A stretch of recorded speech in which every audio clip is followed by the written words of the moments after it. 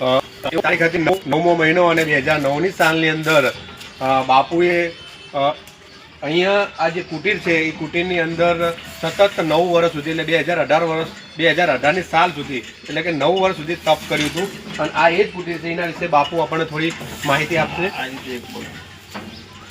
બાપુ એક પગ ઉપર રહી અને સતત 9 વર્ષ સુધી તપ કર્યું હતું. એ ખડા પગે રાખી અને સાધુ સંતો મહંતો વિશે તો આપણે શું કહી ગઈએ, પણ બાપજી આપણે એના વિશે થોડી માહિતી આપશે. તો બાપુ અમને થોડું. અહીંયા તારીખ 9/9/2009 માતાજીનો હુકમ થયો સપનામાં. એ વખતથી અહીંયા એક પગ ઉપર ઊભા રહીને 9 વર્ષ સુધી 18ની સાલ સુધી અહીંયા તપ કર્યું છે.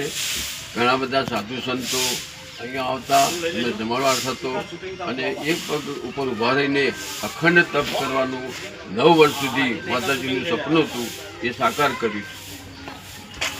તો તમે જોઈ શકો છો આખી જે બાપુ જે અહીંયા તપ કરતા હતા અને પાછળ તમે જોઈ શકો જે બારી ટાઈપનું છે. હા, અહીંયાથી ખાલી બહાર એમનું મસ્તક જ બહાર દેખાતું કોઈને બાપુના દર્શન કરવા હોય તો આ એ જગ્યા છે. અત્યારે તો ઘણા વર્ષો થઈ ગયા. એ જોલી છે અને એ બાપુની જોલી છે, હાથ રાખવાનું, હાથ રાખવા માટે. એક પગ ઉપર બાપુ તપ કરતા અને એના પર હાથ રાખતા. તો આ રીતે છે. અને હવે આખો જે મંદિરનો નજારો છે તમને એ બતાવું. અને જે શ્વાન બાપુએ વાત કરી હતી એ શ્વાનની પણ વાત કરું. આ શ્વાનની સમાધિ છે. તો બાપુએ જે શરૂઆતમાં વાત કરી કે મંદિરથી જ્યારે જ્યોત લઈને આવતા હતા આબુથી, ત્યારે શ્વાન એક એમની સાથે હતો અને એના વિશે બાપુએ આપણે ઘણી બધી વાત કરી. બાપુ એની પણ આપણે માહિતી આપશે. આ જ્યોત જ્યારે આબુ પર્વતથી નીકળી ત્યારે 2 શ્વાન સાથે ચાલુ હતા. એક લાલ શ્વાન ને એક કાળો. એ લાલ શ્વાન હતો એ રાજસ્થાનની સરહદ પૂરી થઈને ગુજરાતમાં પ્રવેશ કર્યો એટલે પાછો વળ્યો. અને જે કાળો શ્વાન હતો એ જ્યોતની સાથે 3 દિવસ જ્યોત ચાલી તો સદંતર સાથે ચાલ્યો છે. અને અહીંયા આવીને 100 માસ અહીંયા આજુબાજુ વિસ્તારમાં પણ પ્રવાસીને કર્યો છે અને રહ્યો છે. 100 માસ રોક્યા પછી અહીંયા બીજા બધા શ્વાન જે એને હેરાન ન કરે માટે આપણે એક પાંજરું બનાવ્યું હતું ઊંચું, કોઈ પ્રવેશ ના કરે.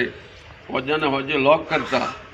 તો 100 માસ પૂરા થયા એટલે સવારે એક દિવસ લોક ખોલ્યો તો પાંજરામાં શ્વાન હતો નહીં, એ જમીનમાં નીચે ઉતરી ગયો હતો.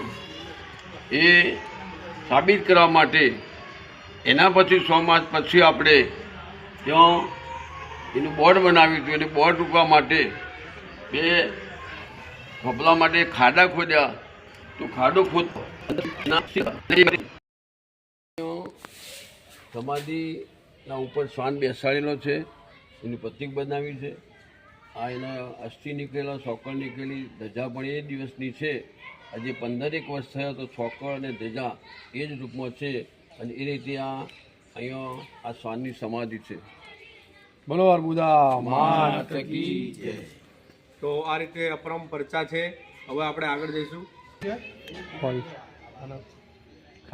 તો અહીંયા મંદિરની બાજુમાં જ અને શ્વાનની સમાધિની બાજુમાં તમે જોઈ શકો વિશાળ પ્રકારનો એક હોલ આવેલો છે. અહીંયા લગ્ન પ્રસંગને કોઈ પણ કાર્યક્રમ થઈ શકે છે. આની બાજુમાં બીજો પણ છે એક હોલ, એ પણ તમે જોઈ શકો છો. આ પણ એક વિશાળ પ્રકારનો હોલ છે. ડેકોરેશન પણ સરસ મજાનું રાખેલું છે. તો આ રીતે બંને બાજુ બંને હોલ છે અને અંદર લગ્નો પણ થાય. અહીંયા લગ્નો અને જે બી કાર્યક્રમો હોય અહીંયા સરસ મજાની રીતે મીટિંગો, મેળાવડા અને બધી રીતે પ્રકારના જે પણ સમાજ અને કાર્યક્રમને અનુરૂપ આ થતા હોય છે.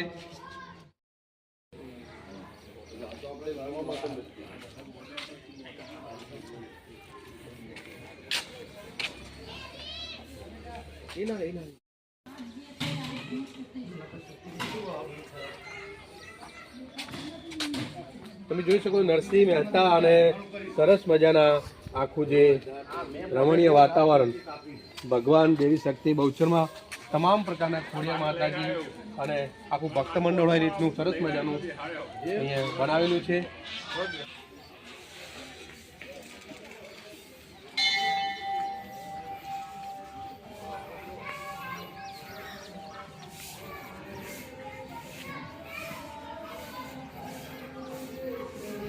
આપણે પહોંચી ગયા માતાજીના ગર્ભગૃહમાં.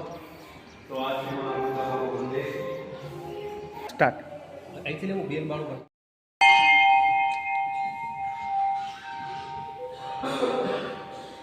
માતાજીના સાનિધ્યમાં આ માતાજી અર્બુદા માતાજી છે. તમે પણ બધા દર્શન કરી લેજો મારી સાથે.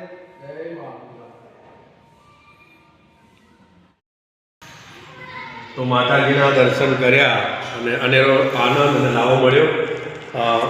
બાપજી છે અને માતાજીના પૂજારી. આપણે મંદિરમાં જોઈશું તો તમને એવું જ લાગશે કે માતાજી હાજરા હાજર છે એવું લાગી રહ્યું છે. કારણ કે પૂજારી બાપુ હોય અને માતાજીનો શણગાર, પૂજા વિધિ, આરતી એ તમામે તમામ જવાબદારી પૂજારી બાપુની છે. તો આપણે પૂજારી બાપુ કેટલા વર્ષથી અહીંયા માતાજીની સેવા ચાકરી કરી રહ્યા છે અને એમને કંઈ સાક્ષાત પરચો પૂર્યો હોય તો આપણે એમને પણ પૂછીએ. તો બાપુશ્રી, જય માતાજી. અર્બુદા માતાની જય. આ ભગવતી રાજરાજેશ્વરી આદિશક્તિ અર્બુદા અહીંયા હાજરો હાજર છે. ઋષિ મહારાજ અહીંયા જોત લાયા હતા. મા ભગવતીની જોત પણ ત્યાં છે. અર્થાત 15 વર્ષથી જોત અખંડ જોત છે. આ મા ભગવતી રાજરાજેશ્વરી આદિશક્તિ અર્બુદા અહીંયા હાજરો હાજર છે. મા ભગવતીના પરચા છે. ઘણા લોકો વચ્ચે જ્યારે આ પાયાનું ખોદકામ કર્યું હતું ત્યારે વણઝારા લોકોએ ખોદકામ કર્યું હતું. તો વચ્ચે હમણાં 2 વર્ષ પહેલાં એ લોકો અહીંયા માતાજીનો પ્રસાદ ચડાવવા માટે આવેલા હતા. તો એમણે મને આવીને વાત કરી. મને કે બાપુ અમે અહીંયા આ પાયાનું ખોદકામ કર્યું હતું. એ વખત અમારા દીકરાની ગાંઠો નીકળી હતી. તો માતાજીની બાધા રાખી હતી, માનતા રાખી હતી. તો એ ગાંઠો મટી ગઈ એટલે અમે અહીંયા માનતા કરવા આવ્યા છીએ. તો મા ભગવતી આવી રાજરાજેશ્વરી આદિશક્તિ અર્બુદા અહીંયા ઓજણા સમાજની, ચૌધરી સમાજની કુળદેવી મા અર્બુદા અહીંયા હાજરો હાજર છે.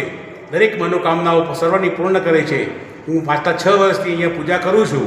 મા ભગવતીના આગળ હું બેસીને ચંડીપાઠ નિત્ય રોજ કરું છું. મા ભગવતીનું દિવી કવચ, અર્ગલા સ્તોત્ર, મા ભગવતીનું સિદ્ધકુંજિકા સ્તોત્રના પાઠ કરું છું. મા ભગવતી અહીંયા રાજરાજેશ્વરી મારા પરિવારને પણ સુખી રાખે છે અને બધા ચૌધરી સમાજના પરિવારને પણ સુખી રાખે. અન્ય કોઈ પણ અહીંયા લગ્ન વિધિમાં આવે છે એ પણ બધા સુખી છે. અર્બુદા માત કી જય. અહીંયા તમે જોઈ શકો છો સરસ મજાના અહીંયા મંદિરની અંદર આવશો ગર્ભગૃહમાં તો જે ખરેખર આવો તો અનેરો આનંદ મળશે. કારણ કે અર્બુદા માતાના જે સૂત્રો અને આપણે એ જોઈશું તો એટલા અપરંપાર છે. અને બાજુમાં જ સરસ મજાનું મંદિર, લક્ષ્મી માનું મંદિર પણ આવેલું છે. અને એમની બાજુમાં પવનસૂત્ર હનુમાન, બજરંગબલી દાદાનું મંદિર પણ આવેલું છે. અને આ બાજુ તમે આવશો તો માતાશ્રી એટલે કે માતાજી, આંગણી માતાજીનું પણ મંદિર આવેલું છે. અને આ સાઈડ રિદ્ધિ સિદ્ધિના દાતા ગણપતિ બાપા. અને બાકીનો ઇતિહાસ તમને જણાવું તો અહીંયા જે સંતો મહંતો છે એ 12 ગામના છે અને એમના પણ તમે દર્શન કરી શકો છો. તો જ્યારે પણ તમે મહેસાણાથી વિસનગર હાઈવે પર નીકળો તો એકવાર જરૂર પધારજો. બાસણાથી લગભગ 1 કિલોમીટરના અંતરે હાઈવે પર આવેલું આ વિશાળ મંદિર, અર્બુદા માતાનું મંદિર આવેલું છે.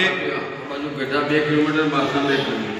હા, બાજુના અહીં મંદિરથી ગઢા 2 કિલોમીટર થાય છે અને બાસણા ગામ પણ 2 કિલોમીટર થાય છે અને હાઈવે પરનું ગામ છે. અને આ માતાજીનો ઇતિહાસ તમે જોશો એટલો અપરંપાર છે. બોલો બાબુ. આજા સમાજમાં નો ઇતિહાસ છે કે સહસ્ત્રાર્જુનના આજા સમાજના વંશજો છે. સહસ્ત્રાર્જુન પરશુરામ સાથે યુદ્ધ થયું અને એમાં સહસ્ત્રાર્જુનના 100 પુત્રોમાંથી બધા મરાયા અને 8 બચ્યા. એ અર્બુદા માતાના શરણે ગયા. અર્બુદા માતાએ નાના બાળકો તરીકે પાછળ બચાવ્યા અને પરશુરામ ગયાના પછી ત્યાં જવાની માતાજી આશીર્વાદ આપ્યા. જો તમે આશી